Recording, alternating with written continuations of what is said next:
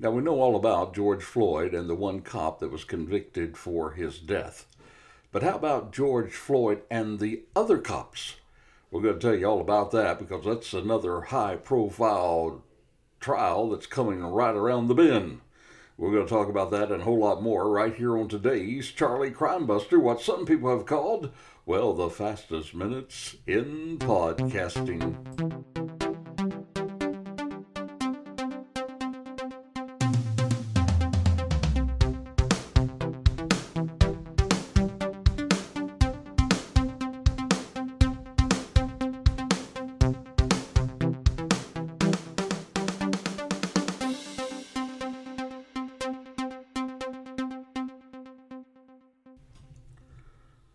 Well, hello and welcome to the Charlie Crime Buster Crime Talk. We're delighted to have you on board today. We're going to be talking about that George Floyd case. Now, we already know that one cop has been convicted for the murder of George Floyd. But how about those other cops? How about the cops that were just there? One was doing crowd control. Others were right there by his side. They are now on trial. We're going to tell you all about that trial and a whole lot more on today's program. But first, let's say thank you. Thank you so much for our loyal listener support base. We appreciate you. We appreciate the fact that you contact us from time to time and let us know how much you appreciate the podcast. It makes us feel good. It's a little pat on the shoulder. And if you have any information you'd like to send our way, maybe a program you'd like to suggest that we do, or some kind of crime topic, be sure and reach out to us. You can reach me at charliecrimebuster@gmail.com. That's charliecrimebuster@gmail.com. Send us your suggestions. We always like to hear from those who are a part of our listening broadcast audience. And if you're here from the East Coast or the West Coast, wherever you're from, we appreciate you being on board the Charlie Crime Buster crime train. All right, now we're going to get right into our main focus in just a moment, but we always do take the time to let you know about some of the things that's coming up in the future. And we're really excited about kicking off, launching this year, a brand new network. It's called the Peacemaker Network, and it gives you an opportunity to get involved in fighting crime.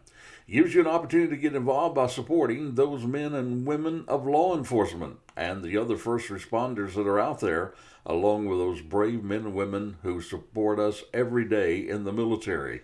Their cost that they give to keep us free is enormous, and we need to say thank you to them. We're going to give you ways to do that and share with you how we're going to help those folks that are doing those things for us. I'd invite you to go ahead and take a pre-look at it. You can go to peacemakernetwork.com and get a pre-look at it. We're not totally through with it. We'll probably be doing some adjustments to that, but you can see what we're doing so far by taking a sneak peek at peacemakernetwork.com. We would appreciate hearing your thoughts on that as well. Again, you can reach me at charliecrimebuster@gmail.com. Now we're going to be talking about our main focus of the case. Talking about George Floyd. Again, his name is in the news. First, let's give you a little background on what happened there with George Floyd. Now, I know most of you have heard the story, but we need to realize again what we're looking at with these other cops that are now on trial. It all started on the evening of May the 25th. That was in 2020. It was sometime before 8 p.m. You see, Floyd had purchased cigarettes at Cup Foods. This is a grocery store there in Chicago. It's actually at the intersection of East 38th Street and Chicago Avenue. That's there in Minneapolis. Now, a store employee, well, he thought that Floyd had paid him with a counterfeit $20 bill. So employees of the store, well, they approached Floyd while he was there in his vehicle. They also asked him to return the cigarettes, but he refused. So a store employee then called police to report that Floyd had passed, quote, fake bills. Also said that he was intoxicated and that he was not in control of himself. Now that interaction between Floyd and the police, well, it's pretty well revealed to be accurate because it was recorded by the restaurant's security camera. Then at 8:08 that same evening, Officer King and Lane arrived, briefly entering Cup Foods before crossing the street to Floyd's SUV that was parked in front of another restaurant. Lane tapped his flashlight on the window. That kind of startled Floyd. So he asked Floyd to show his hands, and then he tapped again when Floyd did not comply. Floyd apologized as he opened the car door, and then Lane instructed him 3 more times to show his hands. Now, seconds after the door opened, then this officer drew his gun. He ordered Floyd to show his hands. Then, when Floyd complied, Lane then holstered his weapon. Someone then parked behind Floyd's SUV, and then they began to record a video. This was at 8:10.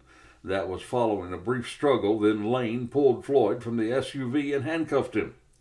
Now, there were 2 other people that were riding in the car with Floyd. It included 45-year-old Shawana Hill. She was interrogated, of course. Then at 8:12, King he set Floyd on the sidewalk against the wall in front of the restaurant. Lane then asked Floyd if he was on something right now. Floyd says, "No, I'm not on anything." He said, "No, nothing," quote unquote. Well, Officer King then told Floyd that he was acting real erratic. Floyd said that he was just scared. King then asked Floyd about foam around his mouth. Floyd responded that he had been hooping earlier. Floyd said then he was calming down and remarked, "Well, I'm feeling better now." Well, then the timeline goes on to tell us at 8:13 that same evening, King and Lane told Floyd he was under arrest. They walked him to their police car down the street. Then the officers leaned him up against the car door. Floyd then told officers that he was not resisting, but that he was recovering from COVID-19, and that he had anxiety, and that he did not want to sit in the car. Well, King and Lane, they attempted to put him in the car. Floyd begged them not to. He said, "I can't breathe." He offered to lie on the ground instead. Well, then a Minneapolis Park police officer arrived. He guarded Floyd's vehicle across the street by the restaurant and by the 2 people who had been in it with Floyd. Well, 8:17, Chauvin and then another officer by the name of Tao, he arrived in a 3rd police car, joining King and Lane. There, Chauvin, he was the senior officer, so of course he assumed command of the scene. He asked if Floyd was going to jail. King replied that he was arrested for forgery. Floyd said, "I cannot breathe," twice. Then around 8:18, the security footage from Cup Food, it shows that King was struggling with Floyd for at least a minute in the driver's side back seat while Tao watches. Then according to the New York Times at 8:19, Chauvin then pulled Floyd across the back seat from the driver's side to the passenger side. Then, according to NPR News, Floyd exited the vehicle while he was being pulled out of the police, and he fell to the pavement. Now, while Floyd lay on his chest with his cheek to the ground, Chauvin then knelt on his neck. Floyd then stopped moving around 8:20, though he was still conscious. Multiple witnesses then began to film the encounter, and their videos were circulated widely on the internet. Then at 8:20, a witness across the street, he began recording a video showing Chauvin kneeling on Floyd's neck. King applied pressure to Floyd's torso, and Lane applied pressure to Floyd's legs while Tao stood nearby. The witness stopped filming when one of the officers ordered him to leave. But then at 8:20, a second person, standing up near the Cup Foods, they began to record the same incident. And Floyd can be heard saying, "I can't breathe," and then he said, "Please," and "Mama." Lane then asked for an ambulance for Floyd. For one bleeding from the mouth, Floyd repeated at least 16 times that he could not breathe. Now, at one point, a witness, they yelled, they said, "You got him down, let him breathe." And Floyd said, "I'm about to die." Officer Chauvin told him to relax. Then an officer asked Floyd, "What do you want?" And Floyd answered, "Please, the knee in my neck, I can't breathe." Then at approximately 8:22, the officers did call for an ambulance on a non-emergency basis. And then they escalated the call to that emergency a minute later. And at all that time, Chauvin, he continued to kneel on Floyd's neck. A passerby yelled, "Get up, get in the car, man." And Floyd, still handcuffed, face down on the ground, he called out again, "I can't," while Chauvin's knee remained on his neck. Floyd then said, "My stomach hurt, my neck hurts, everything hurts." He requested water, he begged, "Don't kill me." One witness pointed out that Floyd was bleeding from the nose. Another told officers that Floyd was not even resisting arrest right now. Tao, he countered that Floyd was talking, "He's fine." Then a witness replied that Floyd ain't fine, get him off the ground. You could put him in the car by now, he's not resisting arrest or nothing. You're enjoying it. Look at you. Your body language explains it. But Floyd, he continued to cry for help. Officer Tao said to witnesses, "This is why you don't do drugs, kids." Well, all this is happening in just a matter of minutes. At 8:25, Floyd appeared unconscious. Bystanders, they confronted the officers about Floyd's condition. Chauvin, well, he pulled out mace to keep bystanders away as Tao moved between them and Chauvin. Bystanders were repeatedly yelling that Floyd was not responsive and urged officers to check his pulse. Officer King checked Floyd's wrist but found no pulse. The officers did not attempt to provide Floyd with medical assistance while he was on the ground. And according to the complaint against Chauvin, well, Lane asked Chauvin twice if they should move Floyd on his side. Chauvin said no. Then at 8:27, finally the ambulance arrived. Shortly thereafter, there was a relative of the owner of the Cup Foods. Well, he attempted to intervene, but he was pushed back by Officer Tao. Emergency medical technicians checked Floyd's pulse. Chauvin kept his knee on Floyd's neck, now get this, for almost a minute after the ambulance arrived. That's despite Floyd being silent and motionless. Then around 8:29 that night, well, Floyd was lifted by paramedics onto a stretcher, loaded into an ambulance. Lloyd boarded the ambulance, checked Floyd's pulse at the neck, and a medic instructed him to perform resuscitation. A medical device was on Floyd's chest to provide mechanical chest compressions. Then the ambulance headed for the hospital. Now, en route, the ambulance requested assistance from the Minneapolis Fire Department. 8:32, they arrived at Cup Foods, according to their report, and the police officers gave no clear information regarding Floyd's condition or whereabouts, and that even delayed their ability to find the ambulance. Meanwhile, the ambulance reported that Floyd was entering into cardiac arrest. Again, they requested assistance, asking firefighters to meet them at the corner of 36th Street and Park Avenue. 5 minutes later, well, the fire department did reach the ambulance. 2 fire department medics boarded the ambulance, and they found Floyd unresponsive and pulseless. Then at 9:25, well, the medical center emergency room there, they pronounced that Floyd was dead. Now that sparked all kinds of riots all throughout the country, and it started just a lot of unrest in city after city after city, demanding that justice be made for George Floyd.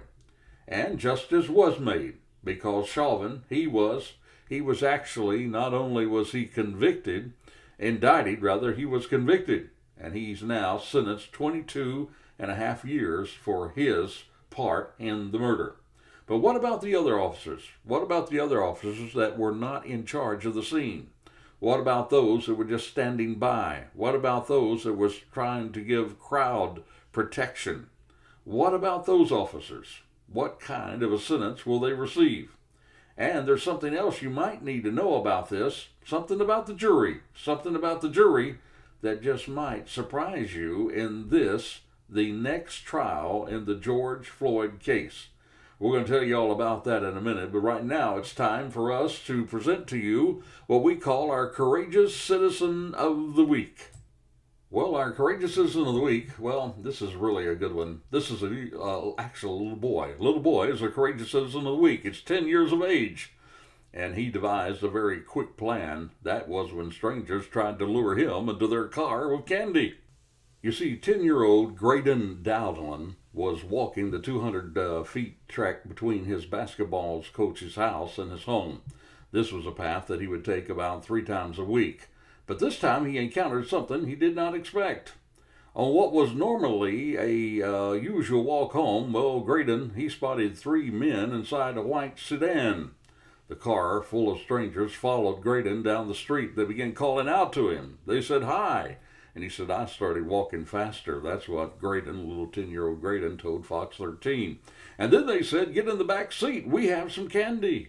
Well, now Graydon, I guess he had been talked to about this because he was afraid of what the men were planning. He then ran down the street until he reached his own house.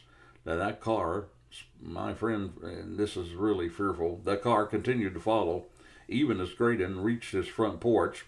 Well, a doorbell camera, well, it caught the rest of the interaction on film, and my friend, what it shows is chilling.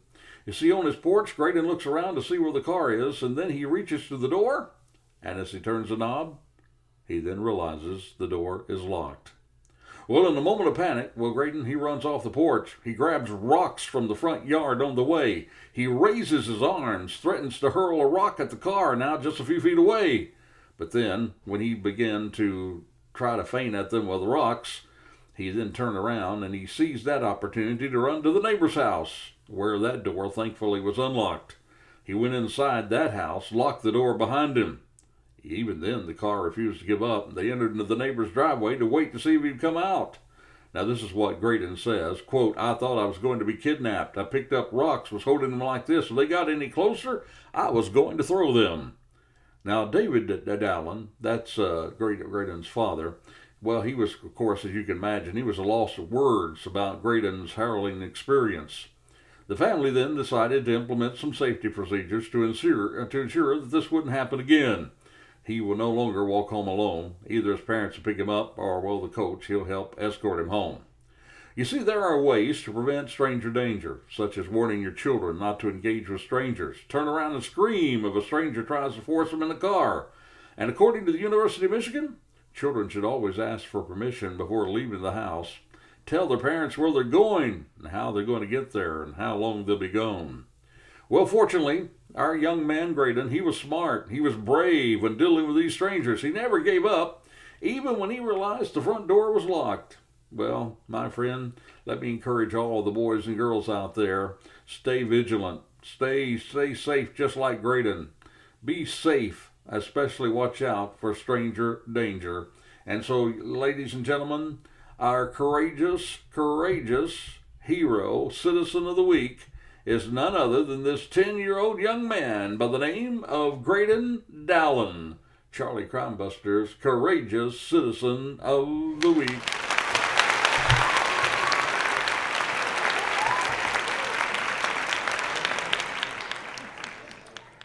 Well, our focus today is on the 3 officers that was along with Derek Chauvin as he was convicted of the murder and manslaughter of killing George Floyd.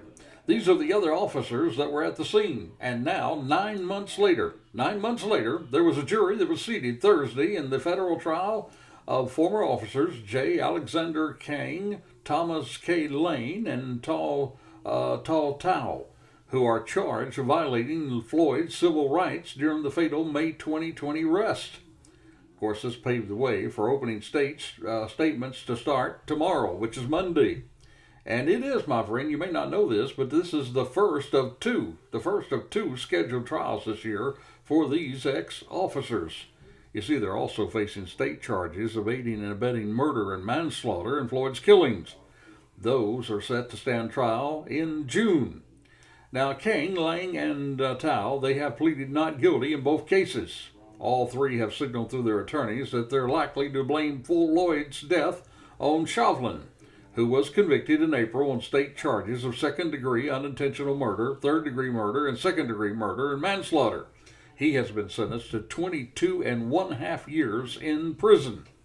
Now, Chauvin did plead guilty last month to a separate federal charge. That federal charge was that he violated Floyd's constitutional rights when he knelt on the man's neck and back for 9 minutes and 29 seconds.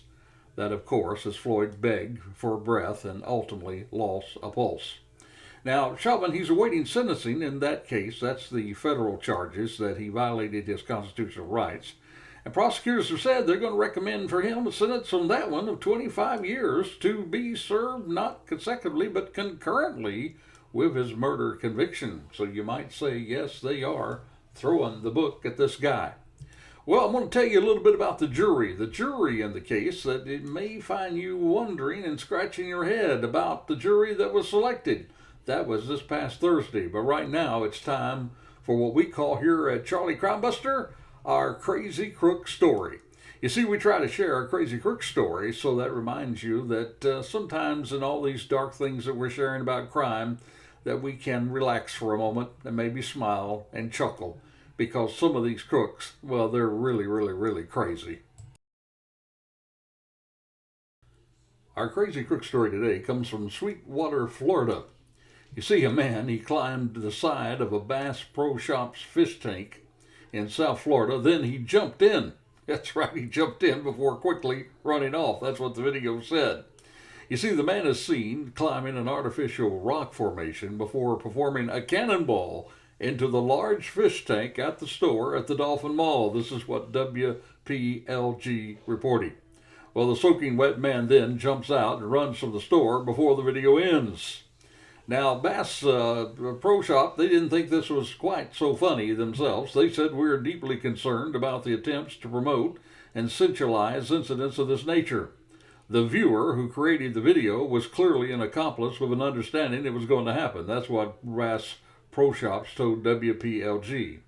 "Given additional visibility to an illegal and dangerous activity like this, well, the shop says it's irresponsible and it can spur copycat attempts that results in serious injury. But my friend, believe it or not, this is not the first time someone has jumped into a Bass Pro Shops fish tank.